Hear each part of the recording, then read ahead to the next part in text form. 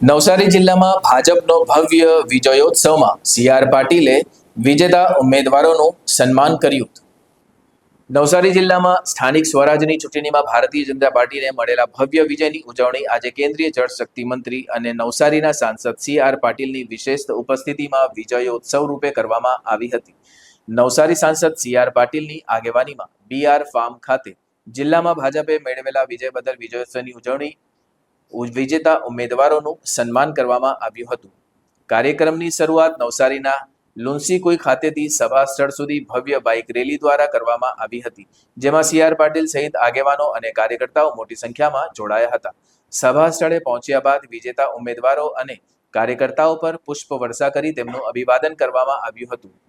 સ્થાનિક સ્વરાજની ચૂંટણીમાં નવસારી જિલ્લા ભાજપે કુલ 238 બેઠકોમાંથી 213 બેઠકો પર કેસરીયો લહેરાવ્યો હતો, જેમાં 57 બેઠક બિનહરીફ જીતી હતી.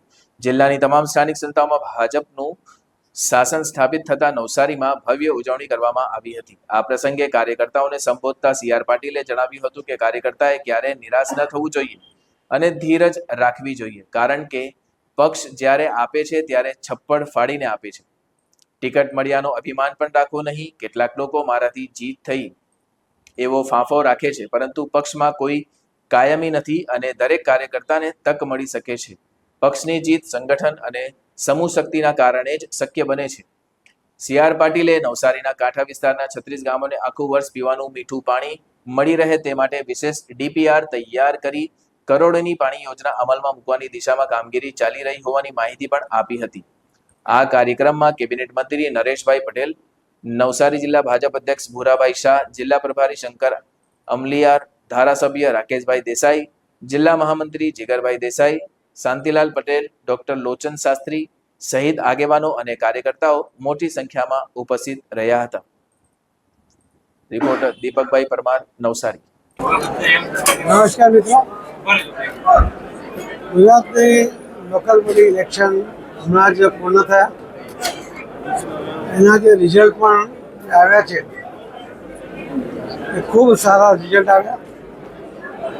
એના માટે અમે માનનીય પ્રધાનમંત્રી શ્રી નરેન્દ્ર મોદી સાહેબનું, શ્રી અમિતભાઈ શાહ સાહેબનું, ગુજરાતના મુખ્યમંત્રી શ્રી ભૂપેન્દ્રભાઈ પટેલ, ગુજરાતના નાયબ મુખ્યમંત્રી શ્રી હર્ષભાઈ સંઘવી, ગુજરાત પ્રદેશના પ્રમુખ શ્રી જગદીશભાઈ પંચાલ અને સૌ આગેવાનો અને સૌ કાર્યકર્તા જેના કારણે આ શક્ય બન્યું છે, એટલા માટે એમનો સૌનો ખૂબ ખૂબ આભાર વ્યક્ત કરીએ છીએ.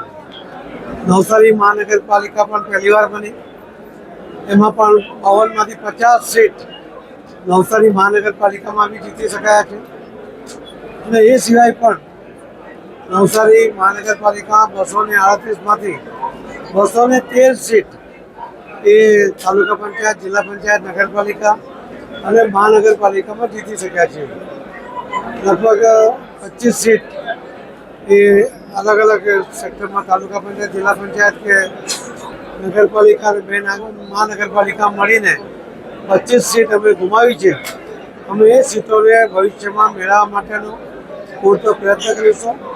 અમારી શું ભૂલ રહી ગઈ છે એ શોધીને એ ભૂલોને પણ સુધારવાનો પ્રયત્ન કરીશું.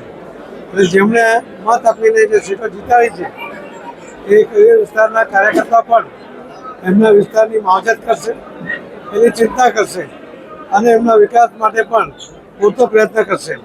હારી ગયા છે ત્યાં પણ, જીત્યા છે ત્યાં પણ આ બધા જ વિસ્તારની અંદર સમતોલ વિકાસ થાય, કોઈને અન્યાય ન થાય એ પ્રકારનું પ્લાનિંગ કરીને આ વિકાસને આગળ વધારીશું. એવી હું નવસારી જિલ્લાના સૌ મતદાર ભાઈ બહેનોને ખાતરી આપું છું અને સૌ નવસારી જિલ્લાના મતદાર ભાઈ બહેનોનો આભાર પણ માનું છું કે એમના કારણે આ સીટ જીત શક્ય બની છે.